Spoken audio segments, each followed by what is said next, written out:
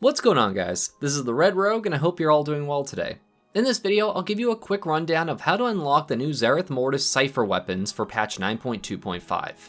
This is admittedly kind of a bait and switch on Blizzard's part, as this unlock process just gives you the opportunity for your Zereth Mortis world quests to give weapons as a reward.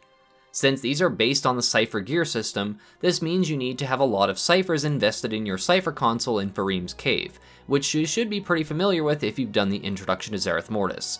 Basically, the more ciphers you have invested in the Cypher console, the higher item level this gear will be when you get it from the world quests.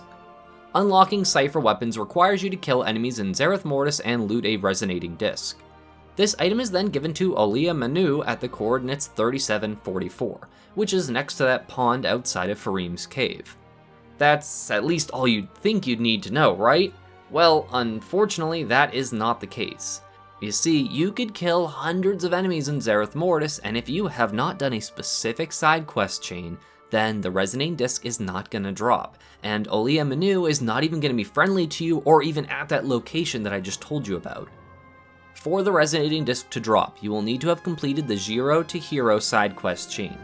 Accessing this quest chain requires you to have researched Altonian Understanding from your Cypher console, because you need this specific trait to be able to talk to Hanua the Exile, located at the coordinates 4042, outside of where all those Devourers are fighting all the time, and it's pretty close to Farim's Cave. This is a pretty short quest chain, being only 10 quests in total, and it doesn't really take that long to complete. Once you've completed the entire Jiro to Hero quest chain, you will find Olea Manu at those coordinates 3744 that I mentioned earlier. You'll also find that the resonating disc item that you need should drop pretty fast, as I killed maybe 5 or 6 Devourers since I was already near a world quest in the same area that I was doing that quest chain, and I got the disc before I even went back. Once you turn this item into Olea Manu, your future Zereth Mortis world quests will now have a chance to be a weapon reward.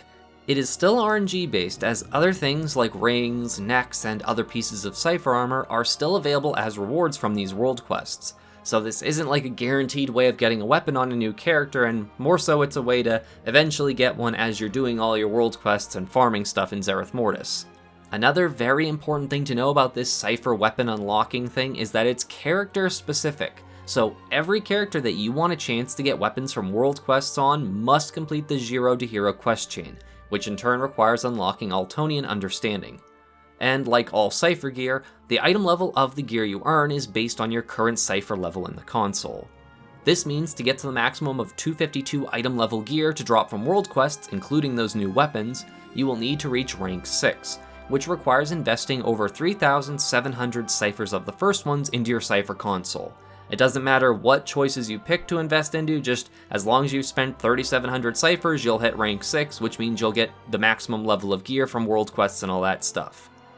Frankly, this whole unlocking process for the chance at RNG letting you get a weapon from a world quest is really odd to me, since we've never had to unlock the luxury of earning weapons from world quests at any point ever. There's also the fact that not only do you need to do the Jiro quest chain on every character just to loot this resonating disc, but you wouldn't even know that you needed to do the quest chain in the first place. Even if you had already unlocked Altonian Understanding and just decided not to do this quest chain, you still wouldn't be able to get the resonating disc, which is kinda crazy to me. Regardless, I hope this explains all the hidden quirks to unlocking Cypher weapons from Zereth Mortis world quests. If you have any other questions, then feel free to ask me in a comment, and if the video is handy to you, then please consider leaving a like. As always, my appreciation and gratitude to all of my viewers, and especially my patrons, who all help make these Shiba Shenanigans possible. Thank you all so much for watching. This is the Red Rogue, and I'll see you guys around.